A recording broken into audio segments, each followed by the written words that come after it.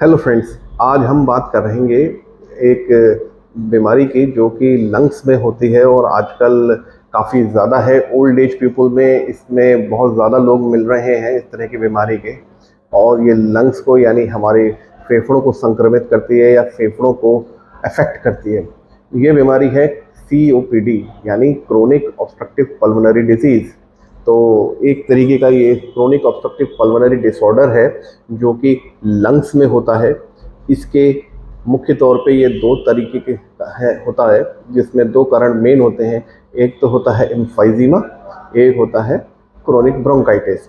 अगर किसी को लंबे समय तक 40 साल के ऊपर के किसी भी शख्स को लंबे समय तक महीनों 2 महीने 3 महीने तक खांसी हो रही है जिसका और कोई कॉज नहीं मिल रहा है, जैसे ट्यूबरकुलोसिस कॉज हो गया, जुकाम हो गया, एलर्जी हो गया, इस तरह का कोई कॉज नहीं मिल रहा है और ऐसा अक्सर उसे साल में 2 3 4 महीने के लिए हो जाता है, 1 2 साल से हो रहा है, तो वो इस श्रेणी में आता है।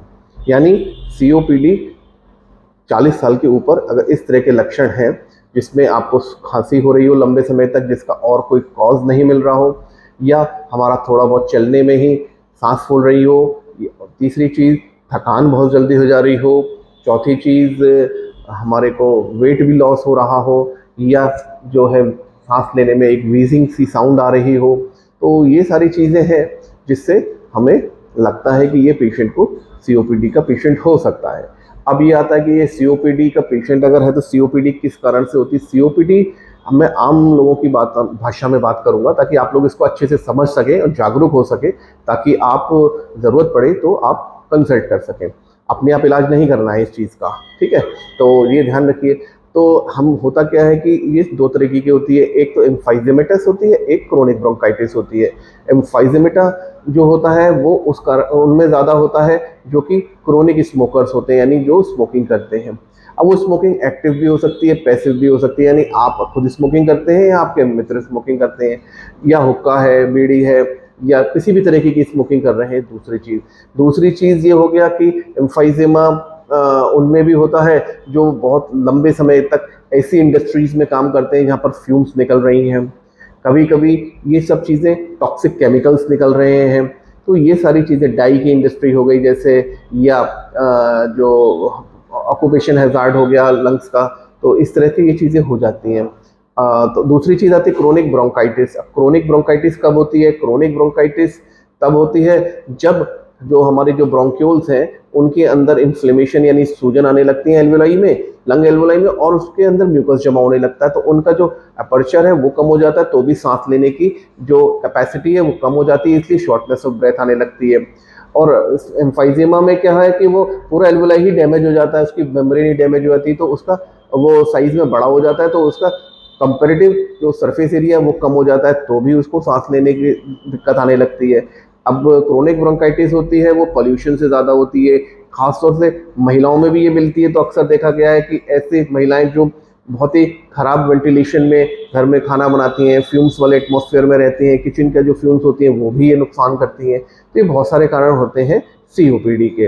अब बात आती है कि COPD अगर किसी को है और उसमें ये लक्षण है कि जल्दी जल्दी सांस फूल रही है, या उसको चलने फिरने में जल्दी सांस फूल गई, थोड़ा थोड़ा चलते हैं थकान हो जाती है, दिल की धड़कन बहुत बढ़ जाती है, खांसी रहने लगती है, सुबह सुबह लगता है गला साफ कर लें, या थोड़ा बहुत चलते बार बार गले में बलगम आ रहा है वो खांसी में निकाल देते, थोड़ा सा आराम मिल जाता है।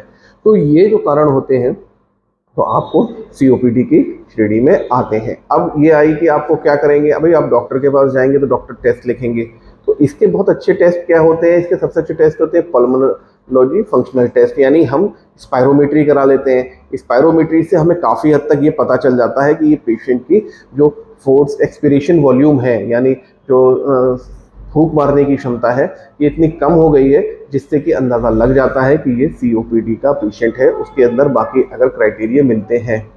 अब बात आती है कि अगर और कुछ देख सकते हैं तो भाई एक्सरे करा सकते हैं, एक्सरे है, या एक्सरे के अलावा हम CT स्कैन करा सकते हैं। तो ये कुछ चीज़ें आई हैं। अब इसमें ये आता है कि ऐसे पेशेंट्स में चूँकि लंग्स डैमेज ऑलरेडी हो चुके हैं, तो रिकरेंट इन्फेक्शंस का बार बार इन्फेक्शन लगने का खतरा बना रहता है, यानी बार बार जल्दी जुकाम हो जाएगा, हल्के से में जुकाम हो जाता है, हल्के में से खांसी हो जाती है, या सेकेंडरी इन्फेक्शन एम्फाइजिमा किसी को है तो ऐसे लोग लंग कैंसर के लिए भी प्रोन हो जाते हैं। मैंने कई पेशेंट ऐसे देखे हैं जो लेडीज़ हैं, स्मोकिंग नहीं करते, लेकिन उनको सीओपीडी थी और वो कैंसर में बदल गई। तो ये मैं डरा नहीं रहा हूँ, ये ऐसे पेशेंट्स मैंने देखे हैं, तो ऐसा हो जाता है। तो अभी इसका ये है कि इसमें ट्रीटमेंट मोडेलिटीज़ क्या है, यानी हमें क्या ट्रीटमेंट देखिए, ये एक इनक्योरेबल डिजीज़ है, तो हमें इसको जितनी जल्दी पता लग जाए, जितनी जल्दी सिम्टम्स हमें मिल जाए, और उतनी जल्दी हम डॉक्टर से संपर्क कर लें। अगर डॉक्टर से संपर्क करेंगे तो डॉक्टर क्या करेंगे, कुछ टेस्ट लिखेंगे, ये देख लेंगे कि ये चीज़ अगर सीओपीडी की है तो आपको बताएंगे कि आपको बचाव करना है किससे। एक तो वेल वेंटिलेटेड माहौल में रहना है, स्मोकिंग को और स्मोकिंग करने वालों से दूर रहना है। ऐसी चीज़ों के अलावा आपको क्या करना है, ज़रूरत पड़ी तो स्टेज 1 में है तो आपको कुछ ब्रोंकोडायलेटर्स दिए जा सकते हैं, जिससे आपके ब्रोंक्यूल्स का जो अपर्चर है वो थोड़ा सा डायलेट हो जाए।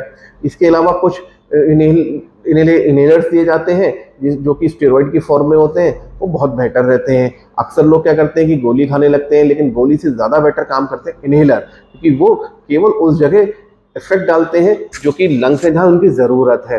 जबकि आप जो टैबलेट के फॉर्म में स्टेरॉइड खाएंगे तो वो पूरी बॉडी पे डालेंगे इफेक्ट, तो उसके जो यूजफुल इफेक्ट है वो कम होंगे, बॉडी पे पूरी जो इफेक्ट होंगे हार्मफुल वो ज़्यादा होंगे। तो इसलिए हमें ध्यान रखना है कि हमें इनहेलर ले लेने हैं स्टेरॉइडल, और एक ब्रोंकोडायलेटर ले लेने हैं। इसके अलावा बात आती है कि हम कुछ मास्ट सेल स्टेबलाइजर ले सकते हैं। ज़रूरत पड़ने पे डॉक्टर्स क्या करते हैं, आपको ऑक्सीजन ट्रीटमेंट भी देते हैं और धीरे धीरे लंग रिहेबिलिटेशन प्रोग्राम कराते हैं। लंग रिहेबिलिटेशन प्रोग्राम क्या है कि आपको थोड़ा थोड़ा एक्सरसाइज कराएंगे, जिससे आपके लंग्स पहले की अपेक्षा ज़्यादा मजबूत हो जाए और ज़रूरत पड़ने पे उन सिम्टम्स को कम किया जा सके। लॉन्ग टर्म में अगर हम इसका इलाज नहीं कराते हैं तो ये काफ़ी घातक होता है और पेशेंट बेड रिडन हो जाता है और बार बार इन्फेक्शंस होते हैं उसको। ये लंग्स के इन्फेक्शंस इतने भी होते हैं, लंग्स की जो कैपेसिटी होती है वो भी वर्किंग खराब होने लगती है, तो उसको कार्डियोवैस्कुलर डिजीजेज भी होने लगती हैं। तो इन सब चीज़ों को बचाव करने के लिए एक जागरूक इंसान नागरिक बनिए। अगर आपको इस तरह के कोई भी सिम्टम्स हैं तो आप संपर्क करिए। ठीक है, नमस्कार, मैं डॉक्टर गौरव गंगवार,